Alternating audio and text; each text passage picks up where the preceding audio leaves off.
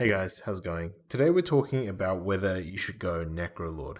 So Necrolord is something quite interesting because it is something completely buffed. It's almost reworked, the ground up. I feel like the banner is different, and there's a couple of key things that you'll see Necrolord really working with.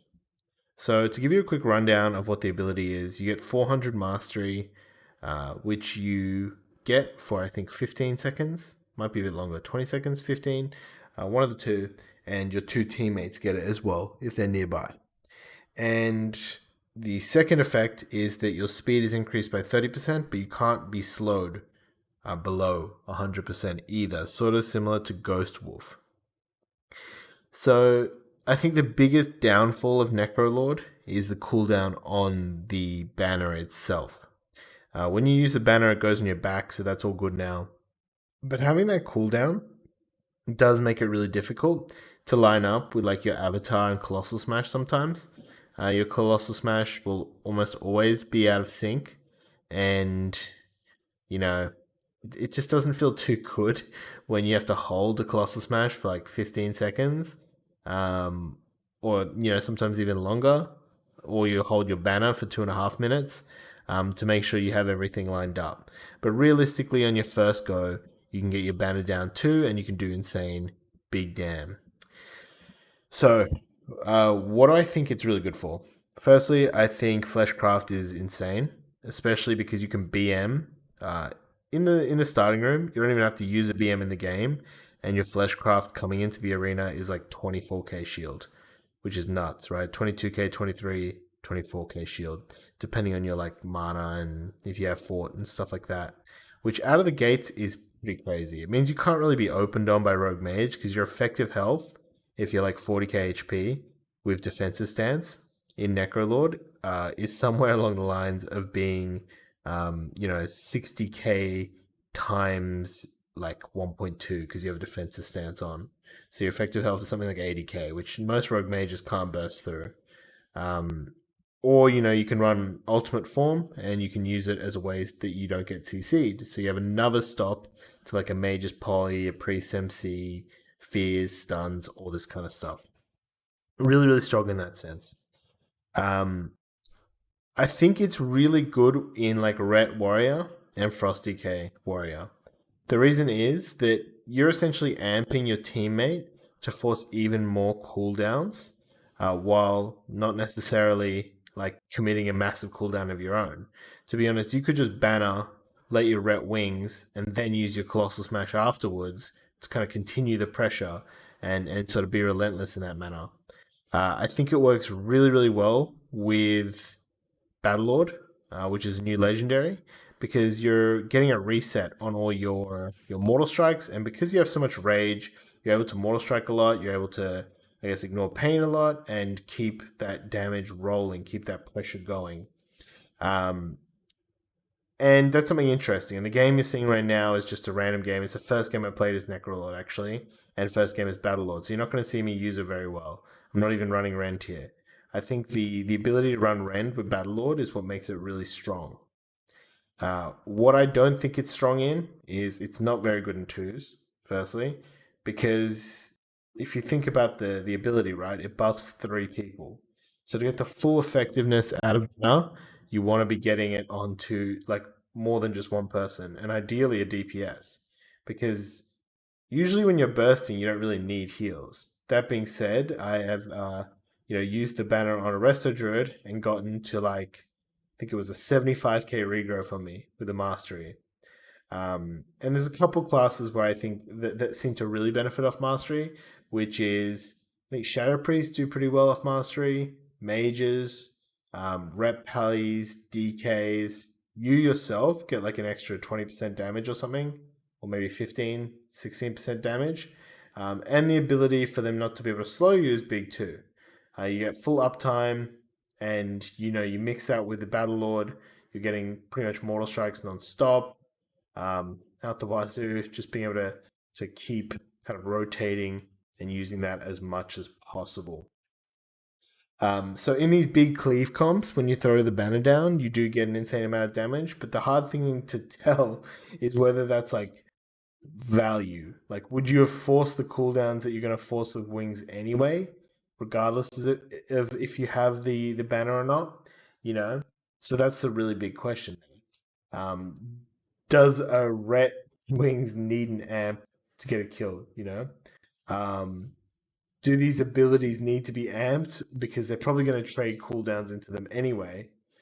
So that's something to think about further after there's been more testing and more people playing it. Whereas I think something like Spear and Condemn, even the Knife ability, sort of has persistent disruption and ability to force cooldowns yourself. Whereas I think the need to use the banner when your teammates are already using cooldowns kind of means you're always doubling up on cooldowns because he's usually popping shit into them as well. So a bit questionable there. A bit questionable there.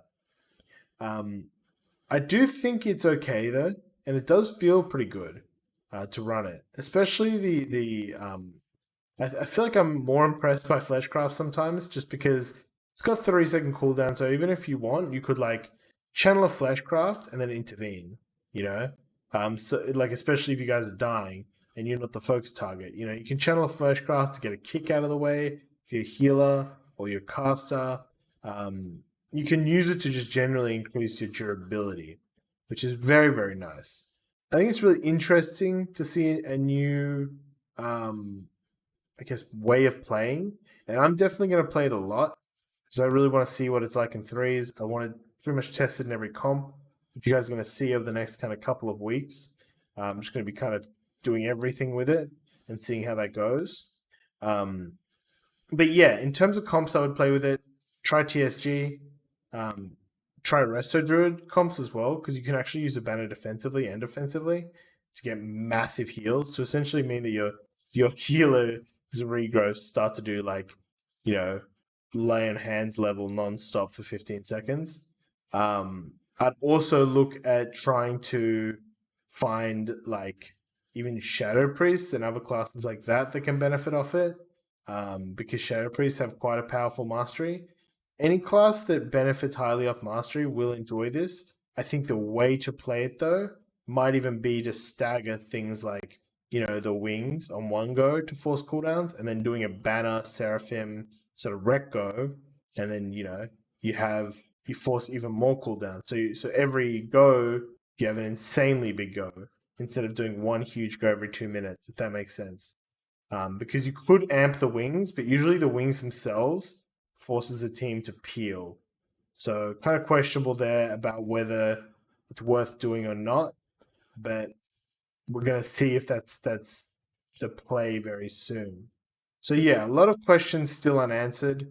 Um, for anyone wondering about the rotation and how to play Necrolord, it's very, very similar to Kyrian, pretty much the exact same rotation.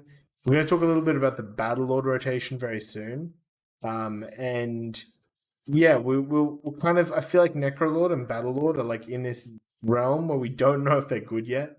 They're still very much on the sort of like the edge of whether they're going to be insane.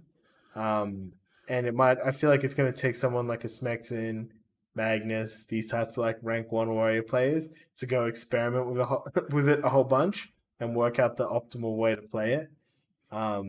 Because right now, I think at the moment, people are a bit confused. And I've had this question a lot on my stream. Like, you know, people have asked me, hey, what do you think I should run? What should I do? And honestly, I know just about the same as you on this topic at the moment. It's still really, really early days. So until we get more of a look into the best ways to play it, we're not really going to be able to see exactly what to do. But what I recommend is if you're looking for a change, you want to try something, maybe you have a warrior cult you want to play, switch it to Necrolord, have some fun with it, switch back later. If this is your main character, and you really don't want to see it, potentially lose out on a whole bunch of renown, your Condemn, your Kyrian Spear, I'd keep it like that because I don't think Necrolord's better than Spear just yet. At least the way most people are playing it at the moment. I think the Necrolord with Rend is super promising, especially against melee cleaves. And just in general, I think even Kyrian with Rend, really, really powerful with a Battlelord Legendary. But we're going to talk about that soon in the next video. And hope you guys enjoyed this one. Just some thoughts on it at the moment. We'll flesh this out a bit more as we go on. Thanks to everyone supporting the Patreon, Twitch. I know a whole bunch of you guys unsubscribe to YouTube, which is completely fine if you just don't really use YouTube too much. But really, really appreciate it if you can. All right, guys, take it easy. Have a good one.